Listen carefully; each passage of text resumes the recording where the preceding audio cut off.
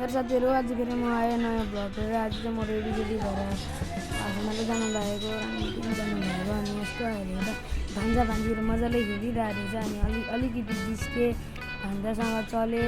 भान्जीसँग चले त्यहाँदेखिको यस्तो आएर हेरेर भान्जालाई त हेर त भनेको त हेऱ्यो अनि अलिकति डाँडा नेपालले अनि त्यसको बाद भान्जी पनि निमाथे अनि यस्तो आएको त आमाहरू पनि बसेर गफ गरिरहनु भएको रहेछ अनि बाबाले त खाना खानु हुँदो रहेछ अनि दिदीले चाहिँ त सब्जी पकाउनु हुँदो रहेछ। ठिक्कै ठुलो कामबाट आउनुभयो अनि यस्तो बाहिर मौसमहरू त दामी घाम लागिरहेको छ अनि ठिक्कै हामी कालचिनीबाट हाँसेर कालचिनी आइपुग्न आँट्यो होइन। हिँड्दै आइपुग्न बाबाले झन्डै मार्नु भने कति रिस उठाउनु भएको थियो मुखुरा चाहिँ हिँड्दै दामी नजाहरू पनि लिनु पाइरहेको थियो। यस बल्ल कालचिनी आइपुग्यो नि हिँड्नु चाहिँ आँटा बोकेर पो हिँड्नु भइरहेको थियो मलाई त सराउनै उठ्यो। त्यहाँदेखि हिँड्दै कस्तो थाकिसकेको थियो लास्टै थाकिसकेको थियो। त्यहाँदेखि बल्ल त्यहाँ फारस आएर चाहिँ त्यो आस लागेको आइपुगेर हिँड्दै चाहिँ बल्ल